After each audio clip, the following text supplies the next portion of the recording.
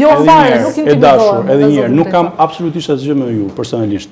E kam me mënyrën se si bëhet kjo gazetaria në këtë proces që është shumë i rëndësishëm dhe duhet ketë shqetësim për të drejtat dhe liritë themelore të njerëzit. Po pse nuk patët këtë shqetësim zotin Dreca kur ka qenë çështja e gjykatës kushtetuese? Ja, vetëm një sekondë, ajo nuk mbaroi.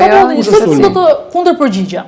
Pastaj e gjykata se diskutimi po ta mbaroi argumentin edhe pastaj ndryshe shkojmë gjykatë dhe këtu do ishte në vendin tim zdato dhe jo. Ti pse mirë unë që kam një arsye pse nxitoj, po ti pse ke këtë arsye pse nxitoj?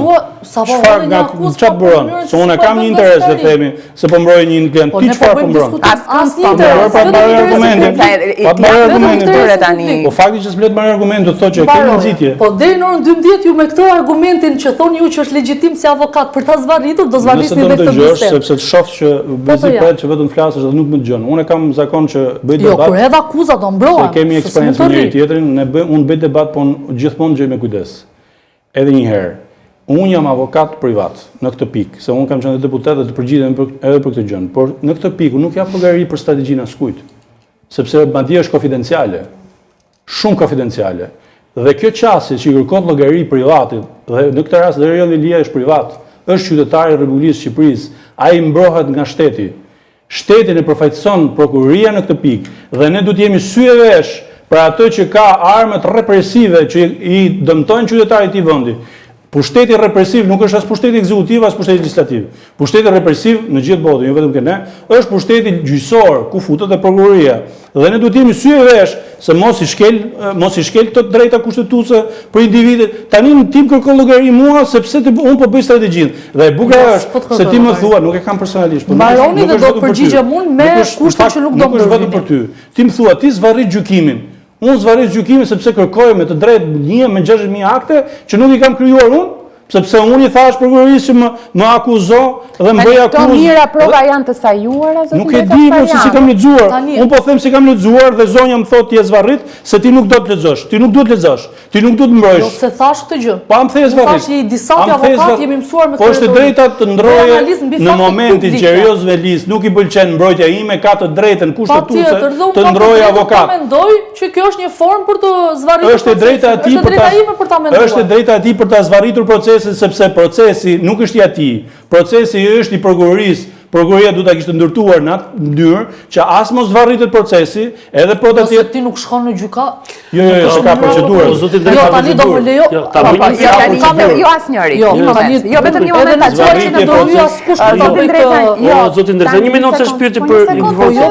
A janë pezulluar afatet e burgimit? Kjo është histori tjetër pastaj. Jam pezulluar. Ja prit se shpjegoj. Se di kolegët. Po sigurisht pra. Se do të ndihmoj. Nëse pezulluar do të ndihmoj. Është interesante. Bukur. E di para një seance. Ky pingpong që si jepni të drejtë njëri tjetrin unë e kuptoj. Ose po jap të drejtë nuk i shërben. E kanë ndjenjën njësoj tani. Nuk është gjë mirë për ju zotin Dreca.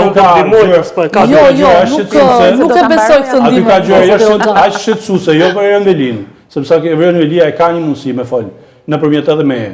Por për shumë qytetarë aty ka gjëra kaq shqetësuese sa aty. A janë pezulluar afatet? Prit, se pezullimi i afatit fjalë goje është. Po jo për fjalë goje, është pezulluar.